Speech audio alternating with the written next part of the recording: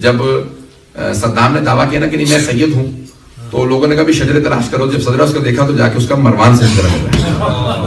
پتہ نہیں بات پہنچی ہے نہیں پہنچی. فیضان گرامی بعض اوقات انسان کیسے گناہ کرتا ہے, آل محمد کو کتنا بغض و کینہ رکھتا ہے کہ نسلوں میں وہ بغض و کینہ منتقل ہوتا ہے. فیضان گرامی اسی لیے کہتے ہیں کہ کچھ بھی ہو جائے بعض اوقات چھوٹی چھوٹی نیکیاں ہیں وہ نسلوں میں منتقل ہوتی ہے.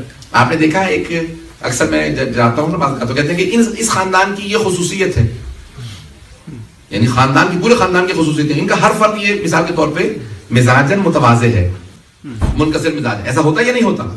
لوگ ہیں میرے ساتھ سننے میں آتا ہے کہتے ہیں اس خاندان کے سارے لوگ ہمیشہ مسکراتے ہی رہتے ہیں, خوش مزاج ہیں. ایسا کہ ہمیں کسی ایک بزرگ نے وہ نیکی اپنائی ہوتی ہے کہ اللہ پوری نسل میں خون میں منتقل کر سکتا ہے. تو کوئی ایسی اپنے اندر صفت پیدا کیجئے کہ آپ کی نسلوں میں منتقل ہوتی رہے. پتہ نہیں میں بات پہنچا پا رہا ہوں. ایک ایسی آپ کے اندر صفت ہونی چاہیے کہ اگر آپ کے بچے آئندہ لکھا جائے تاریخ کا ان میں یہ خوبی تھی تو منتقل ہو آپ سے. پتہ نہیں ہے یا نہیں. میں ایک اور جملہ پیش کرتا ہوں, سارے افراد کی توجہ ہو میرے ساتھ. اگر کوئی کہے نہیں نسلوں میں کیسے منتقل ہو سکتی ہے, سائنٹیفکلی بھی پروون ہے کہ آپ کے اندر ٹینڈنسیز ہوتی ہیں کہ بچے کے اندر باپ کے اندر غصہ تھا بچے میں آ گیا. توجہ رکھیے گا. جناب امیر سے پوچھا کہ مولا کیا بات ہے یہ ہم انسانوں کے اندر جس چیز سے منع کر دیا جائے اس کا تمہ زیادہ پیدا ہو جاتا. نہیں مجھے معلوم, میں آپ کو منع کرتا ہوں آج رات میری مجلس میں سوچئے گا. آپ پوری رات سو نہیں پائیں گے یہی سوچتے رہے مجلس کیوں نہ سوچوں. آپ کا پورا ذہن میری مجلس ہی میں رہے گا اگر میں منع کر دوں. پتہ نہیں توجہ ہے, منع نہیں کروں گا. یعنی انسان کو جس چیز سے منع کر دیا جائے انسان زیادہ اس کے متعلق سوچتا ہے. یا علی ایسا کیوں ہے؟ تو امام نے فرمایا الانسان حریص علی ما منع. انسان کو جس چیز سے منع کر دیا جائے اس کا حرص پیدا ہو جاتا ہے, اس کی گریڈ پیدا ہو جاتی ہے. مولا کیوں؟ کہ یہ آدم جناب آدم سے پوری نسل میں آیا. یہ توجہ, یہ جناب آدم سے پوری نسل میں آیا. اللہ نے جناب آدم سے کہا لا تقرب هذه الشجرة, اس درخت کے قریب نہ جانا, اس پودے کے قریب نہ جانا. بار بار وہیں جاتے تھے, کیوں نہ جاؤں؟ جب پودے یعنی وہاں پہ کھاتے نہیں تھے, فوراً نہیں کھایا تھا, بار بار پاس سے گزرتے تھے. بات کیا اللہ نے منع کیوں کیا؟ کہ جناب آدم میں وہ حص جو تھی پوری نسل میں منتقل ہوئی. عزیزان گرامی ایک نیکی ایک برائی پوری نسل میں منتقل ہوتی ہے. تو کوئی ایک نیکی پیدا کیجئے جو نسلوں میں جائے, ان نسلوں کی نیکیاں آپ میں آئیں گی, اس کا ثواب آپ کو ملے گا. آپ نے کئی مرتبہ سنا ہے, ہم نے اپنے خاندان میں تو سنا ہے مثال کے طور پہ کہ یہ بڑے عزادار بچے ہیں, کبھی ان کی ماں ایسی تھی. پتہ نہیں ہے یا نہیں, ایسا ہے یا نہیں؟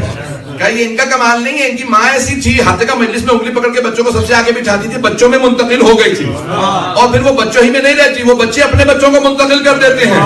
ماں چلی گئی, ان پڑھ تھی, لکھنا پڑھنا نہیں جانتی تھی, انگوٹھا لگاتی تھی, دستخط نہیں آتے تھے, لیکن پوری نسل کی مجلسوں کا ثواب لے گئی. کوئی ایک اچھی عادت پیدا کر لیجئے جو نسلوں میں منتقل ہوتی رہے, اور وہ نسلوں کا ثواب آپ کو منتقل ہوتا رہے گا. وہ نیکیاں اللہ کے ہاں ثواب کی کمی نہیں ہے.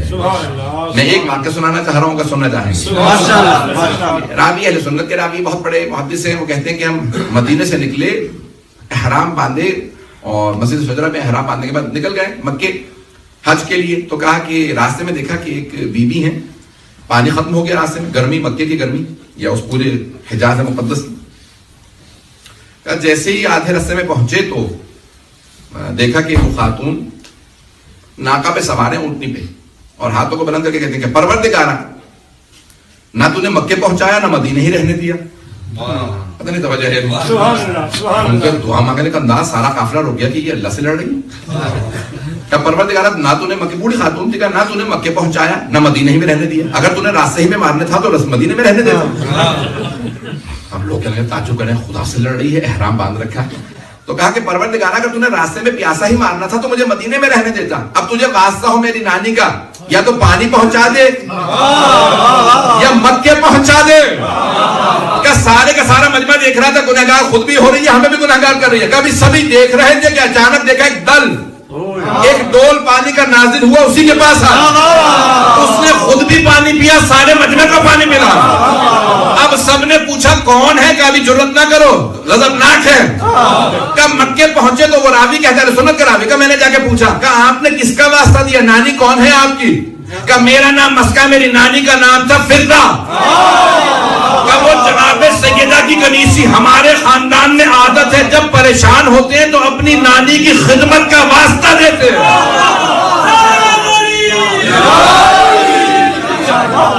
ہمیں یقین ہوتا ہے کہ ہماری نانی نے کیونکہ خدمت کی ہے جناب سیدہ کی, ان کی کنیز تھی, ممکن ہی نہیں ہے اس خدمت کا واسطہ دے دعا قبول نہ ہو. بات پہنچی ہے جانے کے بعد بعض اوقات نیکی ایک کی ہوتی ہے, ساری نسلیں ثواب پاتی. ایک جناب جابر بن عبداللہ انصاری ہیں, صحابی رسول ہیں. اللہ بعض اوقات اتنا پسند کرتا ہے کسی کے فعل کو, جن سے حدیث قضا کی روایت ہے کہ نسلوں میں کبھی کوئی شیخ مرتضی انصاری بنتا, انہی کی نسل سے شیخ مرتضی, شیخ اعظم انصاری حضرت جابر, کوئی حضرت مالک اشتر ہوتا, اللہ انہی کی نسلوں کے اندر پورا خاندان کاشف الغطا بھیج دیتا. جعفر کبیر, شیخ جعفر کاشف الغطا حضرت مالک اشتر کی نسل, یہ سارے جتنے بڑے بڑے علماء ہیں کاشف الغطا کے نام سے, سب ان کی نسل سے ہیں. توجہ, بعض اوقات نیکی ایک کی ہوتی ہے لیکن پوری نسلوں میں کوئی نہ کوئی خوبی باقی رہ جاتی ہے. اب سمجھ میں آیا یہ آج تک بنی اسد اربعین اور عاشورہ کے سارے جلوسوں میں پیش قدمی کیسے کرتے ہیں, کوئی ایک حبیب گزرے ہے. پتہ نہیں بات پہنچی ہے نہیں پہنچی ہے. کوئی ایک حبیب ابن مظاہر اتنا عاشق حسین کہ بڑھاپے میں بھی جان قربان کرنے کو اعزاز سمجھتے ہیں. جانے گرامی, یہ ایک ایک نیکی ہے جو نسلوں میں منتقل ہوتی رہتی ہے. میں دوبارہ تاکید کروں گا, ایک اپنے اندر ایسی نیکی پیدا کیجئے کہ نسلیں بتائیں کوئی ایسا نیک گزرا تھا, کہ ان کی نیکیاں آج تک نسلوں میں باقی ہیں. جانے گرامی, زیادہ وقت نہیں لوں گا, میں پیش کرنا چاہ رہا ہوں کہ ایک صرف تاریخی واقعہ پیش کر دوں, اس کے بعد چند جملے مسائل سننا چاہیں گے اگر. جانے گرامی, بعض اوقات ایک نیکی ہوتی ہے, کوئی ایک ایسا ہوتا ہے کہ حضرات آل محمد اس کی نیکی کو پسند کر لیتے اور پھر اتنا نوازتے ہیں کہ پوری نسلیں. ہمارے استاد نے اس بات کو نقل کیا تھا کہ میدان احد میں پیغمبر اسلام نے کہا ہم جا رہے ہیں, بدر میں یا احد میں, بدر میں ظاہرا, حضرت حنظلہ صحابی رسول سے کہا یا رسول اللہ آپ تو جنگ کے لیے جا رہے ہیں, رات میں نکل رہے تھے. کہا میری آج ہی شادی ہوئی ہے. نام ہے صحابی رسول کا حضرت حنظلہ رضی اللہ عنہ, سنے کے نام آپ نے ماشاءاللہ. تو کہا کہ آج ہی میری شادی ہوئی ہے, میں جہاد سے محروم بھی نہیں رہنا چاہتا, کہیں تو میں بھی آ جاتا ہوں. پیغمبر نے کہا کہ نہیں, کیونکہ ابھی شادی ہوئی ہے, آج رات اپنے گھر پہ رہو, زوجہ کے پاس رہو, صبح فجر کے بعد نکل آنا. توجہ ہے یا نہیں؟ یہ نہیں کہتے کہ ابھی تازہ تازہ شادی ہوئی ہے مجھے رہنے دیجیے. پیغمبر اسلام نے کہا نہیں آج رات رک جاؤ. انہوں نے کہا نہیں میں آنا چاہتا ہوں. کہا نہیں آج رات رک جاؤ. رات میں رک گئے اور فوراً صبح پہنچ گئے. اب پرانا زمانہ تھا, گھروں کے اندر کوئی ٹیپ وغیرہ تو تھے نہیں, بغیر غسل کے پہنچے. پیغمبر اسلام نے جہاد میں جانے دیا, شہید ہو گئے. تو پیغمبر بار بار دیکھ رہے ہیں, کہا کیا بات ہے یا رسول خدا, آپ جنگ کے بعد آسمان پہ بہت دیکھ رہے ہیں. کہا ملائکہ حنظلہ کو غسل دے رہے ہیں.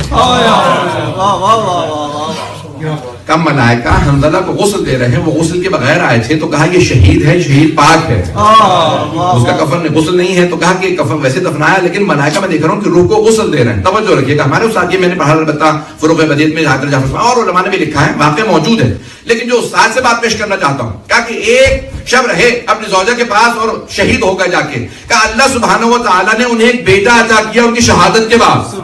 کہا جب اتنی خالص نیت ہو تو وہ جو بیٹا پیدا ہوتا وہ کربلا جا کے شہید ہوتا. اللہ نے ایک بیٹا عطا کیا, کہا کہ میں عاشق حسین ابن علی, مجھے اللہ مہلت دے گا, میں اپنی جان حسین پہ قربان کروں.